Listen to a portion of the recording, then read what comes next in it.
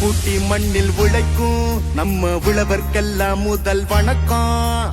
மாட்டுக்கும் மண்ணுக்கும் கதிரவனுக்கும் நன்றி சொல்லும் எங்க கொண்டாட்டம் தான். பொங்கல் பொங்கல் இப்போது இங்கே ஆட்டம் தான் போடும் காலேஜ் பசங்க. பொங்கல் பொங்கல் போடிக்கு பொங்கல் கொண்டாட்டம் நாங்க இருப்போமுங்க.